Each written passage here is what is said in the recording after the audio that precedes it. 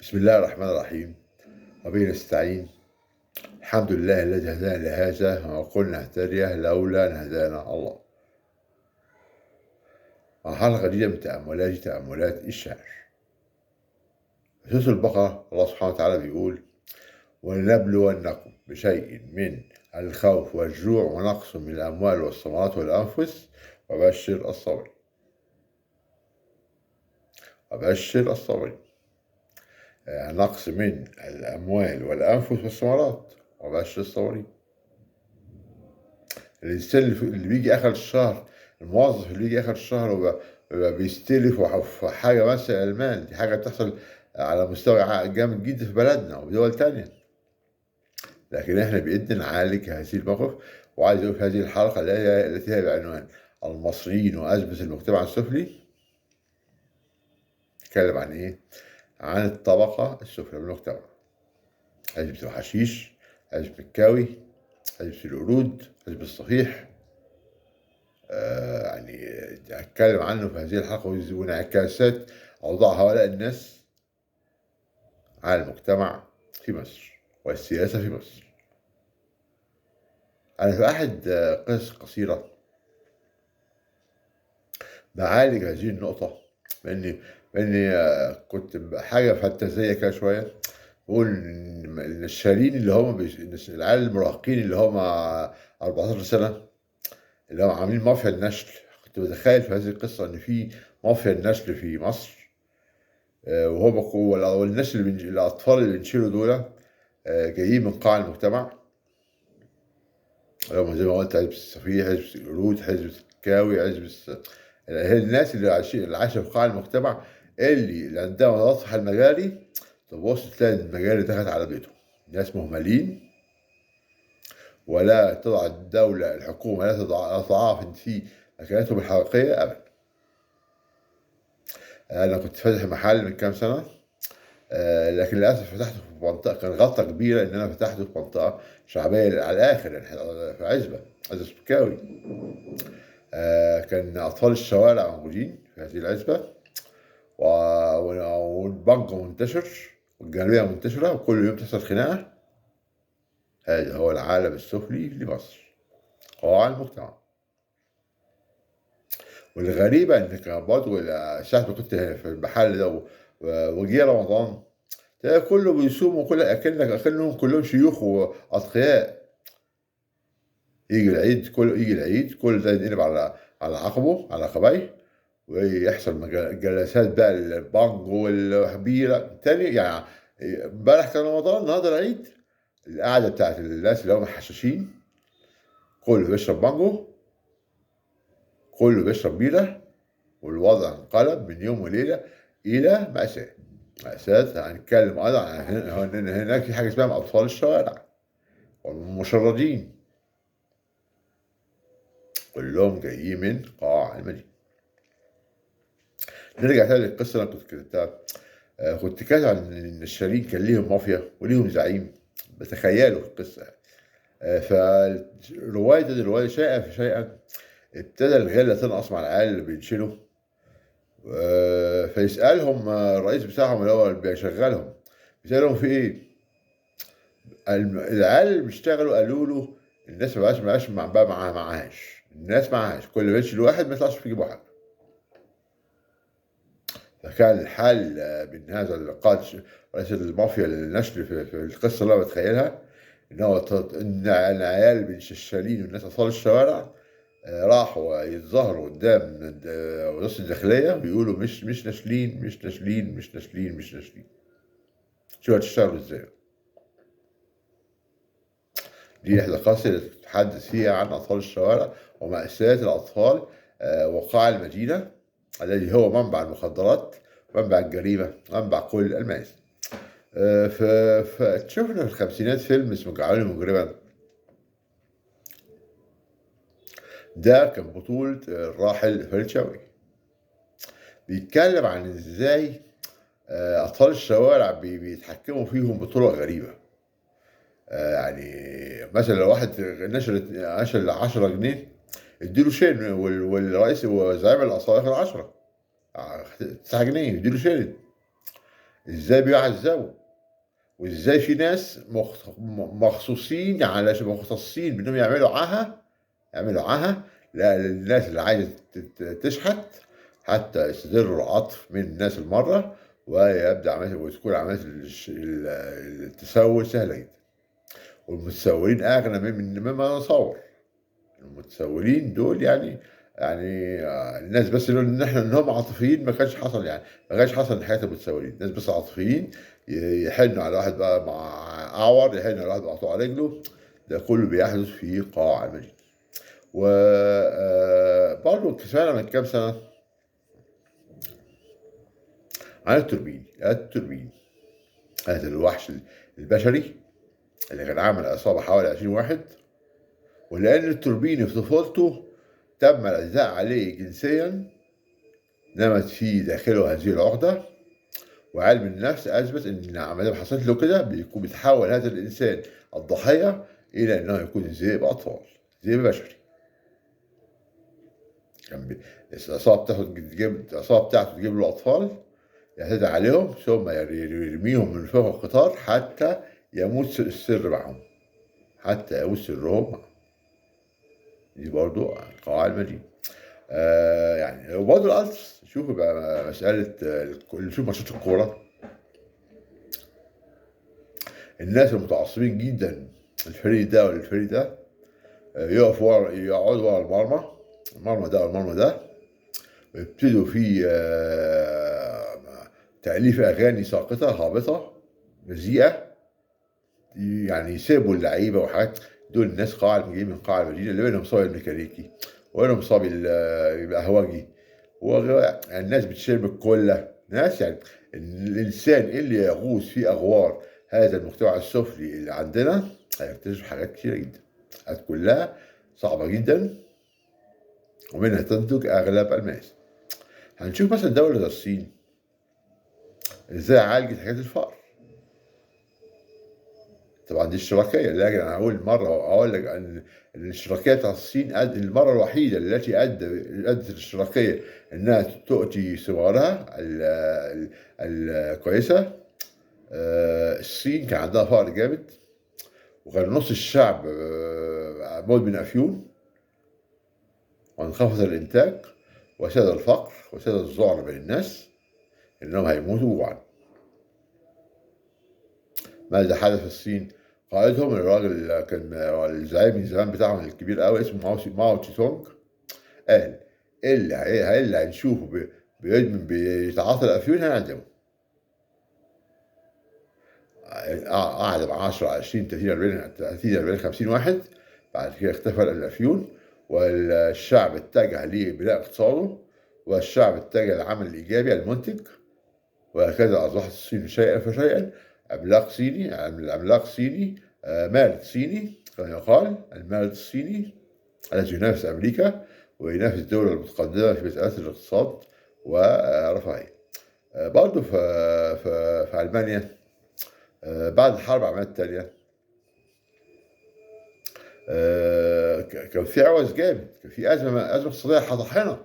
طبعًا هتلر قضى على اقتصاد البلاد، خلّى كل الموارد بتاعة ألمانيا كلها تروح للحرب، وقال يتفلق بقى الناس الألمان يتسقروا والّا يتسحوا 60 داهية، المهم إن هو يبني ليه مجد شخصي، وشيئًا الوالد بدأ العيار ينفلت من أيدين هتلر، وبدأ شوية يحس إنه هيتهزم، وفعلًا في سنة 45 اتهزم وانتحر.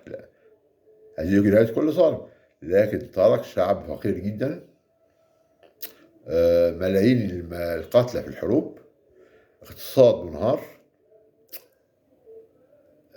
يعني نهض الألمان بإنهم على الأقل بيد رجل واحد، نهضوا وكله بقى يشتغل، وكله عنده صبر، كله عنده جلد، وكله عنده إنكار ذات. فكانوا لدرجة إن البطاطس ثمار البطاطس كانوا يجيبوها يقشروها ويقطعوها، ولمّا بعد البطاطس المتقطعة دي عشان يصدروها يجيبوا بعملة صعبة، ويفضل قشر البطاطس. يعملوا حاجة اسمها شوربة قشر البطاطس. الشعب تعب أوي في ألمانيا، ولكن ربنا عوّضهم، إنهم شوية، شوية ابتدوا ينموا الشعب الألماني، وابتدى الاقتصاد الألماني في الازدهار. وخلال 5 سنين من بعد الحرب العالمية التانية نهض الشعب الألماني ووقف على ساقيه، وأصبح أفضل مكن في العالم هو المكن الألماني، ونهضوا رياضيًا واقتصاديًا واجتماعيًا وكل شيء بإنكار الذات والعمل والجهد والابتعاد عن نفاق الحكام، والابتعاد عن الموبقات. وصارت في ألمانيا أصبحت الآن من أفضل مكنة هو المكن الألماني، وأصبحت من الاقتصادات العظمى في العالم، وكذلك اليابان. يعني دي بقى قاع المجتمع اللي هو عنوان الحلقة بتاعتنا.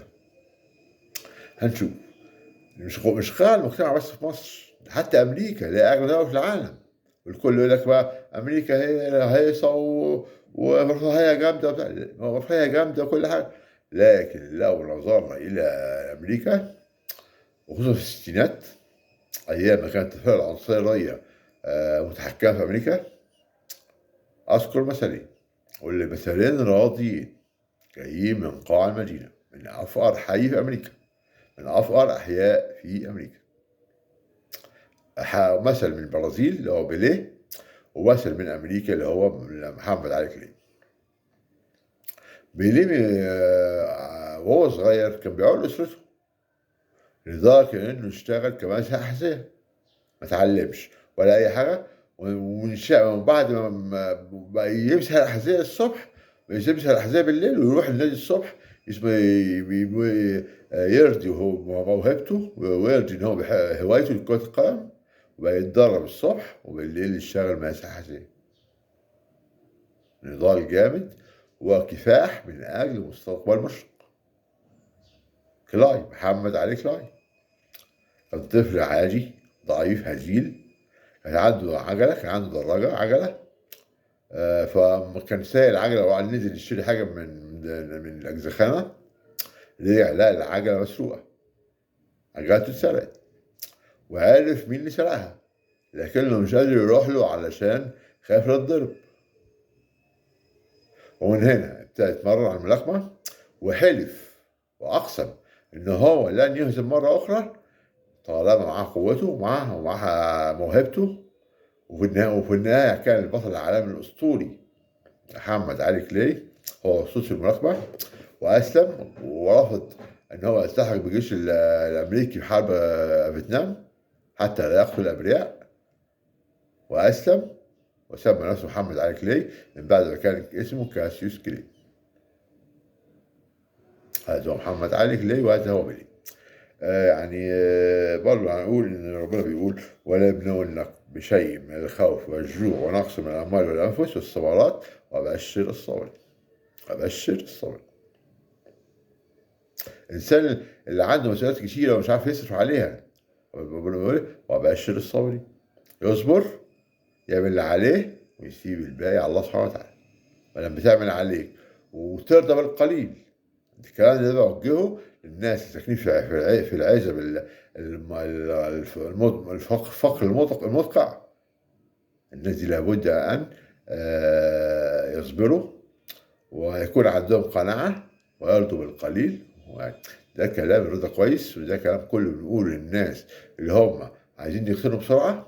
وزي ما أنا قلت في القصة بتاعتي اللي هي اسمها ضراب النشالين، إنها هي قصة فانتازيا ولكن بتحكي عن انتماص الطبقة المتوسطة، لأن الشباب الصغير اللي كان بيسرق الموظفين كان كلهم طبقة متوسطة الموظفين.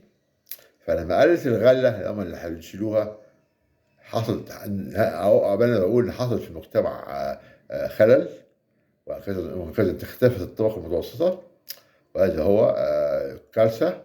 وأرجو أن نستدرك نفسينا، ندرك بالحقائق إننا لابد أن نعيد الطبقة المتوسطة مرة ثانية، نعيد إلى الثقة بالنفس، نعيد إلى الانتعاش، ندع الفساد، ولا ندع ولا ندع الناس الحرامية يتحكموا في مصير هذا البلد واقتصاد هذا البلد، لأن على مر عهود كتيرة كان الفساد هو العدو الأول للمصريين. الفساد العدو الأول للمصريين، لابد على القضاء على الفساد. يعني ده إن شاء الله كانت حلقتي معاكم في مسألة المصريين وأزمة المجتمع السفلي، وإزاي تتعالج، إزاي نعالج الناس اللي في المجتمع السفلي، وقبل ما يفوت الأوان نلحق نفسينا ونشوف أطفال الشوارع دول إزاي نعالج مشكلتهم. ممكن التأهيل المهني طبعًا لو إحنا ننتعش التأهيل المهني نعلمهم حرفة، دي أهم شيء. الناس المدمنين اللي مش قادرين يبطلوا إدمان عشان معهمش فلوس إنهم يتعالجوا، ليه ما نوفرش ليهم مكان آمن يكون مدعوم من الحكومة بإنهم يتعالجوا من الإدمان. الإدمان والفقر لابد أن يعالجوا، لأن الفقر والمرض والجهل هم أسباب تخلف أي أمة.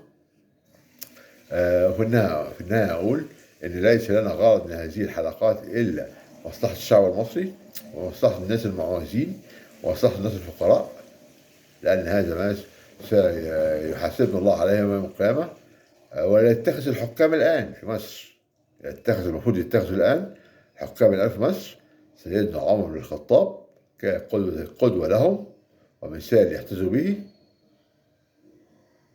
أيام عمر بن الخطاب كان في بيت المال مفتوح، ما كانش حد محتاج، ربنا كان بيبارك لهم. الغزوات اللي كان بيقوم بها المسلمين في عهد الخليفة العادل عمر بن الخطاب كانوا بيستفيدوا من ثمنها في إنهم ينعشوا بيت المال. وعمر بن الخطاب نفسه كان بيلبس نفس ملابس الشعب، جلابية مقطعة ملقعة، يعني ويمشي في بين الناس يشوف مشاكلهم إيه. ده العادل، ده الحاكم الصحيح العادل. الحاكم العادل هو الذي يفعل هذا، يلتحم بالجماهير، يشوف الجماهير عايزة إيه، يأكل مما تأكل الناس، يلبس ما يلبس الناس. وفي أمثلة كتير لهذا، وإن الدول اللي نجحت بسبب إن الحكام تفانوا في خدمة شعوبهم، وآمنوا بأن العدل فهو قوة. العدل فهو قوة، لابد أن يسود العدل، لابد أن يسود التفاني بحب الوطن والقضاء على بؤر الإجرام وبؤر السرقة والنشل. وإن شاء الله يكون المستقبل أزهى وأحسن. وفي النهاية أقول: ألا هل بلغت؟ اللهم فاشهد. ألا هل بلغت؟ اللهم فاشهد. السلام عليكم ورحمة الله وبركاته. على سيد